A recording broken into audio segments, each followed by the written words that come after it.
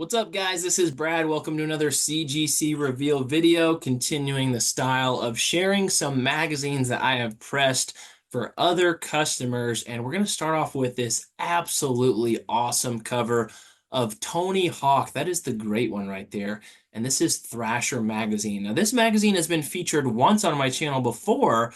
That's because I actually own a copy of this. And I still remember, early in my collecting days, I was trying to think of who are some just ultra relevant, iconic athletes that I can try and search and find some of their first magazine covers. And Tony Hawk definitely came to my mind. And I sought out and I found a copy of this Thrasher magazine with Tony Hawk. This is from, let's see, 1986. This is from 1986. It's Tony Hawk's first solo cover on Thrasher. Thrasher is definitely the most well-known and nostalgic, iconic publication for skateboarding. And Tony Hawk he's an absolute legend. So yeah, I have a copy of this, but my customer sent me his copy, and he's actually beat me out, as you can see right here. This nice 8.5 copy is now the top pop. I projected an 8, came back an 8.5. There's only 3 copies of this graded. There's a 6.0, there's a 7.5, which is mine, and now there is this 8.5. So Tony Hawk, he actually was featured, or he wasn't featured, but he was included on one other cover from Thrasher magazine several years before this. But it was kind of a smaller photo, and there were multiple other skateboarders on the cover as well. This is, like I said, his first solo cover. This is the first time that he was pretty much being featured prominently.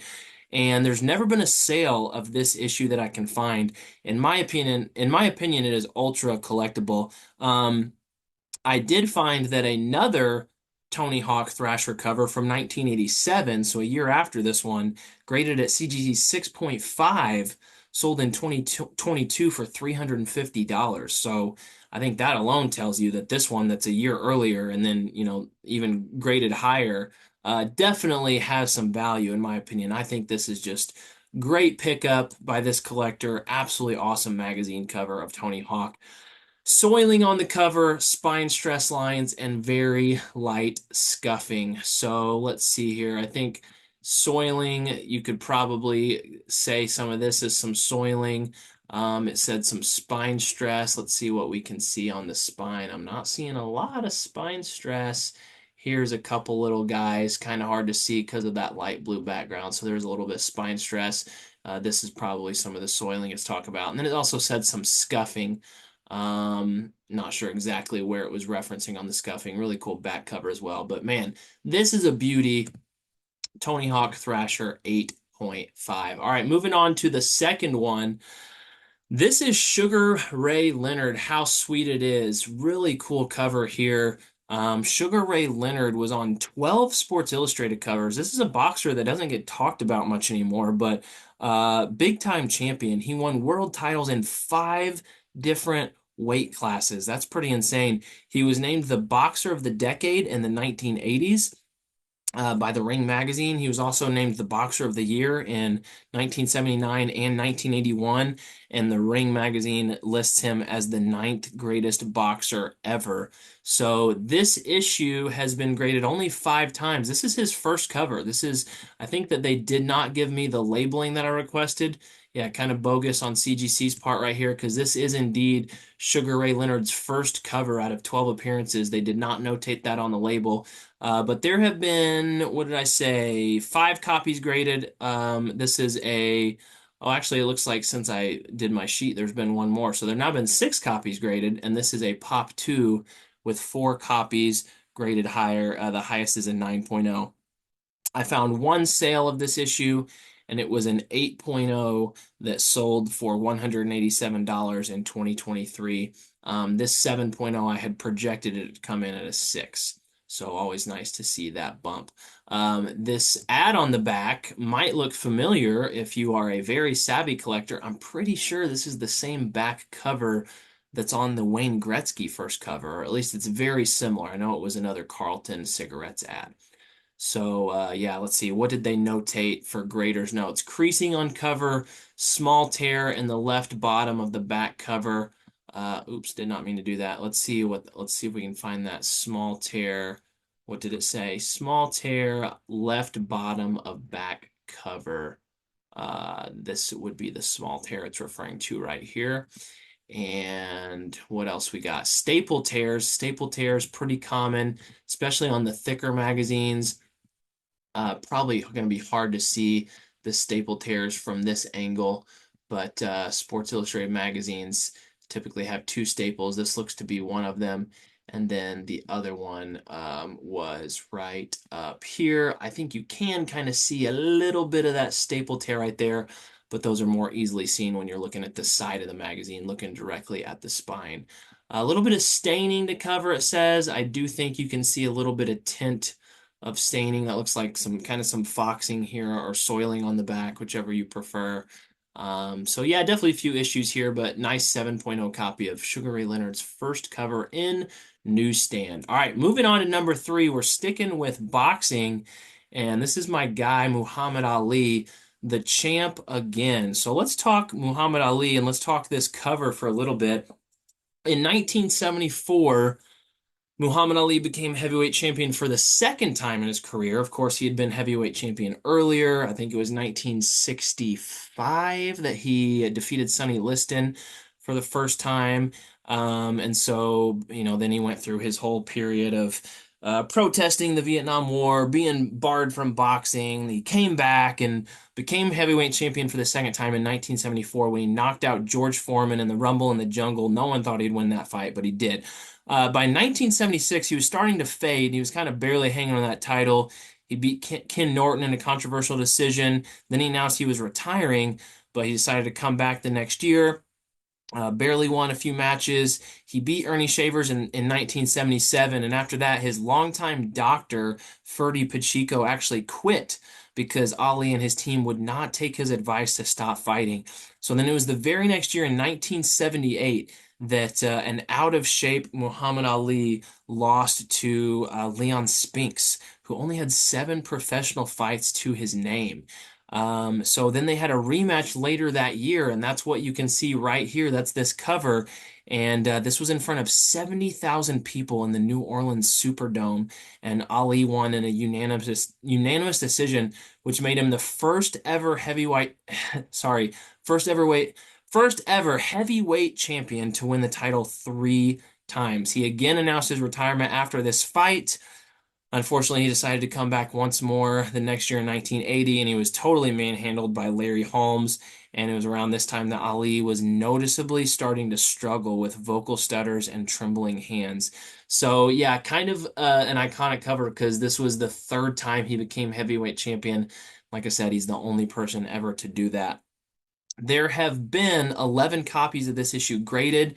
This is a pop 3 with 2 copies higher, and the highest is a 9.4. I did find one sale, which was an 8.5 that sold in 2021 on Heritage Auctions for $336. So there you go, Muhammad Ali, the champ again. All right, moving on. We got some more skateboarding. We're going all skateboarding and boxing so far. This is from 1979. This is Skateboarder Magazine, and that is Stacy Peralta on the cover. I'll be honest, I'm not super familiar with Stacy Peralta, but I do know that he's kind of one of the trailblazers and early legends of the sport. And so, yeah, very early cover here of Stacy Peralta. I projected a 6.5. This one came in at a 7.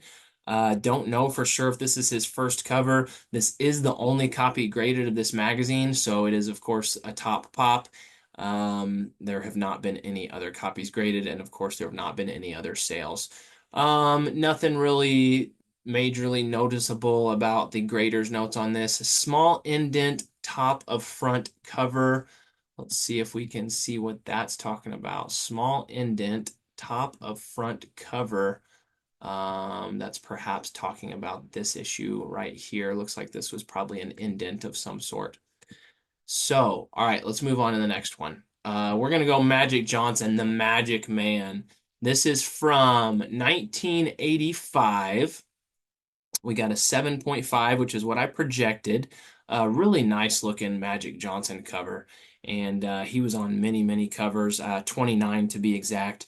There have been 9 copies of this issue graded in newsstand. This is a Pop 2 with 4 copies graded higher. The highest is a 9.4 that's out there.